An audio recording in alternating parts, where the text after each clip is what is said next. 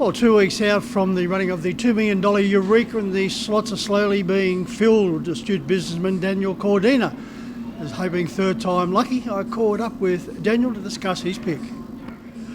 Well, Daniel, it's a matter of third time lucky as far as you're concerned with the running of the Eureka in a couple of weeks' time. Your pick, See the Stars.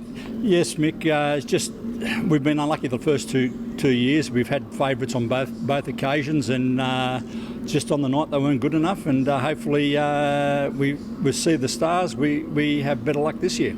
We'll speak about See the Stars in a minute. Catch the Wave and Captain's Knock, respectively, were the first two picks. Yeah, they were. We picked him up fairly early. Catch a Wave, we picked him up in November the year before, and Captain's Knock, we picked him up in February.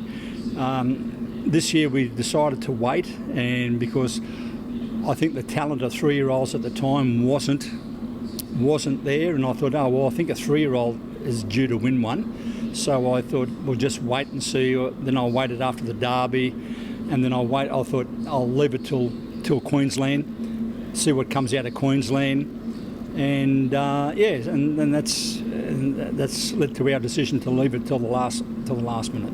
The decision to leave it too late, Daniel. The fact that we've got such a depth of outstanding talent was giving you a lot of choices anyway. It was giving me a lot of choices. I was overseas, and I just come back on Wednesday, and while I was in Paris, I fielded about 5 or 6 text messages and phone calls from different people wanting to know if we were interested in their horse for the slot, and See the Stars was one of them. And I had a look at all the form. I watched the races, some of their races, and and I think he just filled the bill quite well, and that's why we selected. At the end of the day, we selected See the Stars.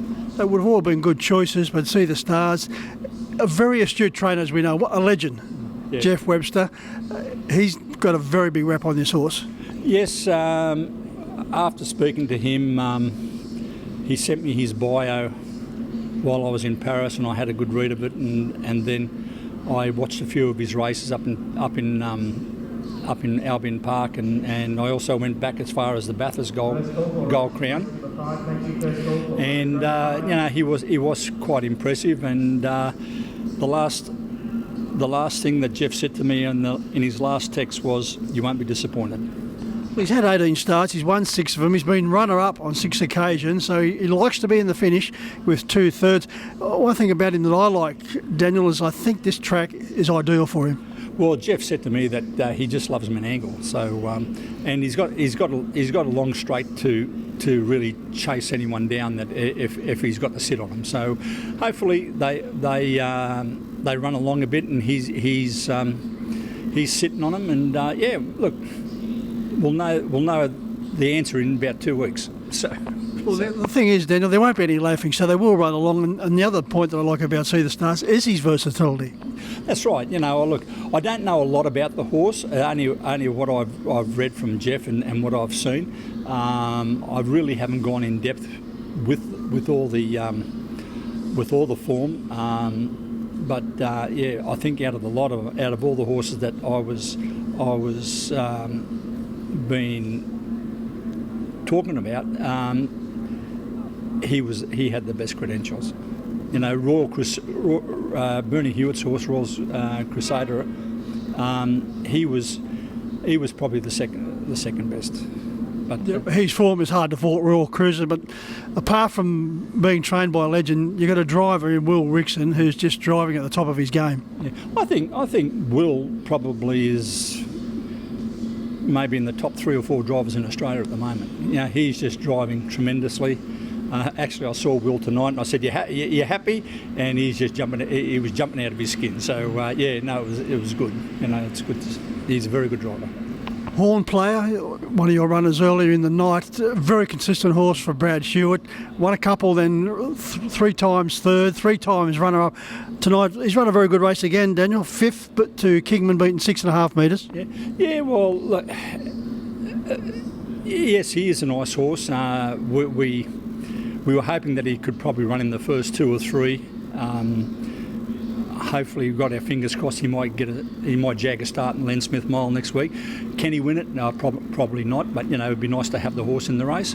Look, he's since Brad's taken him over. We took our time with him in the for his first couple of starts because we aimed him for those breeders races, and he won one and run second in the other one, and that was our ultimate goal with him. And but he's just gone from strength to strength, and these seconds against he's getting beaten by Arden's Ace, Kingsman. He ran second to Max Delight last week or the week before last, and so he's running up against the best horses going, and he's not losing anything out of it. Just going back to See the Stars, of course, the big shot in the arm for harness racing is the fact that part owner is one of the legends of the thoroughbred industry, John Hawkes. Yeah, Hawksy. I've had no dealings with Hawkes. I actually met him at the yearling sales this year because one of our partners in Horn Player, Steve Lester, is a good mate of John Hawkes, and he actually was at the sales with John buying a yearling that Luke McCarthy's going to train. So that was the first time I've met him, and we never really talked anything about Eureka. We're just talking about yearlings and horses in general and things like that when I did meet him. But yeah, look, it's going to be good for the industry. It's going to be good for us, and I don't know when the Everest is on, so he could get the double with Barassa and See the Stars. Yeah, it's a couple of weeks into October, the running of the Everest on Caulfield Cup Day, around about the 18th of October. What a thrill that would be. Oh, yeah. Eureka Everest. Yeah, that's right. I'd be taking the double. Usually you like to keep good company. You've got a legend trainer in Jeff Webster, a legend part owner in John Hawkes. Well, someone's got to do it. So I thought I'd be. I put my hand up, and as I said, Steve Lester knows him very well, and he's a good mates of him. He actually rang up John about the horse himself. He said, "I don't want nothing to do with it. I'll leave it up to Jeff." And Jeff is the one who's done all the deals, and he's the one who's secured us the horse. It's only going to be a wonderful race and a wonderful night's racing here at Club Menangle on the 6th of September. Just on Paris, how was Moulin Rouge? The Moulin Rouge was good. They look better without the clothes than what they did with the clothes, but anyway, no, it was good. It was a really good, worthwhile game to see. Would I go back? Well, I don't know. It's just one of those things that you see it once, you don't need to see it again. But it was good. I asked that question on the off chance you did go. Yeah, I did go. We arrived in Paris on a Tuesday, I think, Tuesday morning or Wednesday. First thing my wife did, Sandy, was got on the computer and said, right, we can get tickets for Moulin Rouge tonight. We're going. So we went. So it was actually it was a good thing to see if you haven't seen it. Last time I saw Moulin Rouge was about 50 years ago. So it's all changed. So and then when we went to the Moulin Rouge last year, we only went outside, and the wheel that has fallen off the building a couple of days before. So at least it was running this time, and they repaired it. But we had a good night. It was quite enjoyable. But they had different girls from what you saw 50 years ago. I hope so too. There was no old ones there. Good on you, Daniel. Good luck with Eureka. No worries. Thanks, Mick.